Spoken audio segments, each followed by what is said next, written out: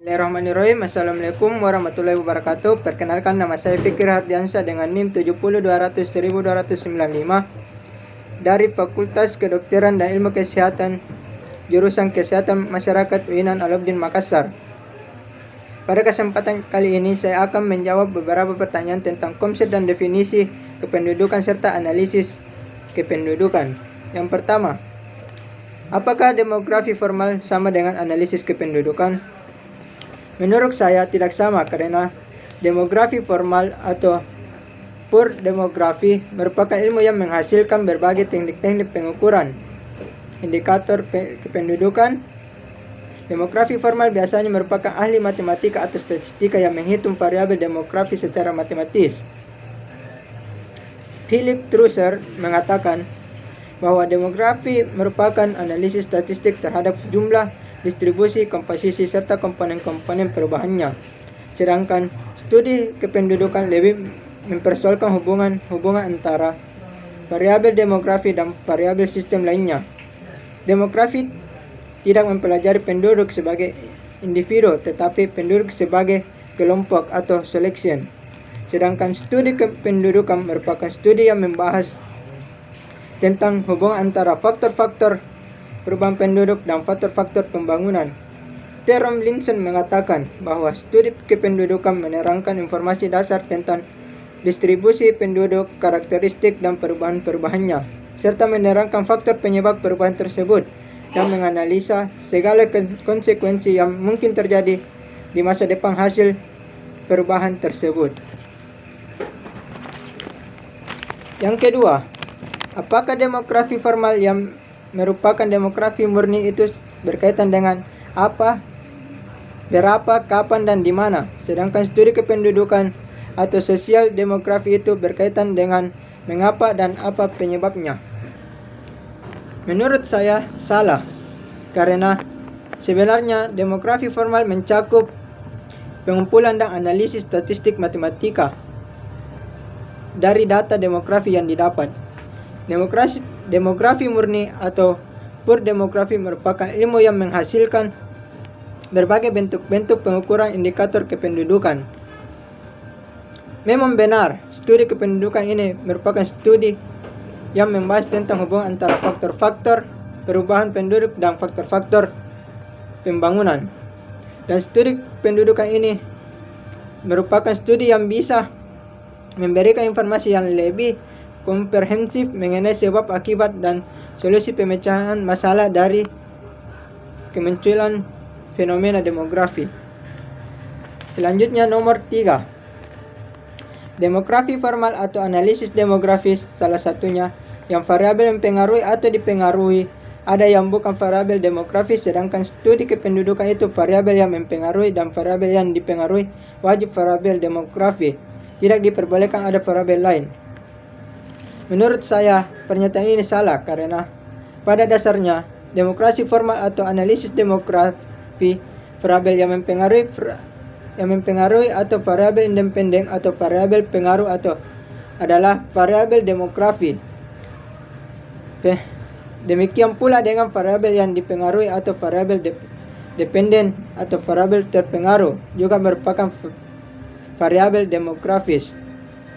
Dengan demikian, variabel yang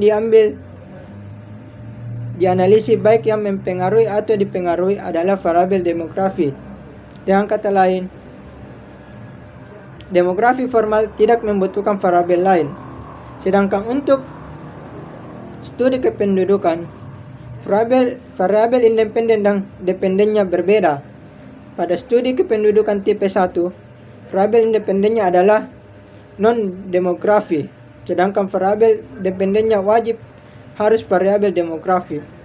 Pada studi kependudukan tipe 2, variabel independennya adalah variabel demografis dan variabel independennya adalah non-demografi. Jadi pada dasarnya, studi kependudukan tidak hanya berpatokan pada satu variabel saja, bisa ada variabel lain, tapi harus di studi kependudukan 2 untuk variabel bukan variabel demografis. Selanjutnya, nomor 4. Tingkat mortalitas atau kematian di suatu daerah juga mempengaruhi komposisi penduduk di daerah yang bersangkutan. Variabel yang dipengaruhi adalah komposisi penduduk. Kedua variabelnya adalah variabel demografi. Menurut saya benar. Penjelasannya itu ada di nomor selanjutnya nomor 5. Berdasarkan soal nomor 4 di atas, merupakan tipe studi apa? Menurut saya, merupakan tipe studi demografi formal, karena berdasarkan pernyataan dan di atas, kedua variabelnya merupakan variabel demografis, yang dimana variabel independennya adalah variabel demografis, dimana berisi tentang komposisi umur, tingkat kelahiran, komposisi umur migran, mortalitas, dan variabel. Dan variabel independennya juga variabel demografis, yaitu berisi tingkat kelahiran, komposisi umur, tingkat kelahiran seluruh penduduk, dan komposisi umur penduduk. Selanjutnya nomor 6. Pendidikan terakhir saya adalah S2 di bidang kesehatan. Saya sangat mengetahui menjaga kesehatan secara umum dan berusaha mengaplikasikan hal tersebut dapat mencegah kematian akibat penyakit. Kasus tersebut termasuk tipe studi apa? Menurut saya, kasus tersebut termasuk studi kependudukan 1. Pada kasus ini, semakin tinggi tingkat pendidikan penduduk, maka akan semakin meningkat tingkat pemahaman mereka tentang kesehatan. Bagaimana cara hidup sehat secara umum akan dimiliki oleh penduduk yang memiliki pendidikan yang memadai atau pendidikan yang lebih tinggi, sehingga tingkat pendidikan akan dapat mempengaruhi tingkat mortalitas. Selanjutnya nomor 7. Menurut pengakuan R, sewaktu anak masih 2, makan sehari-hari cukup. Namun setelah lahir anak ketiga, dia harus mencari pekerjaan tambahan untuk sekedar memenuhi makan cukup di keluarga, sebab kebutuhan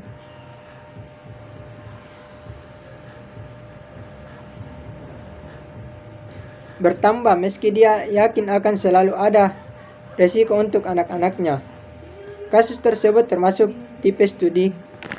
Menurut saya, kasus tersebut termasuk studi kependudukan 2. Pada kasus ini, tingkat kelahiran di suatu daerah dapat mempengaruhi kebutuhan pangan di daerah yang bersangkutan. Jika kelahiran tinggi, maka kebutuhan pangan akan meningkat. Demikian sebaliknya. Selain itu, semakin tinggi kelahiran, maka kebutuhan akan pangan akan semakin meningkat. Selanjutnya nomor 8.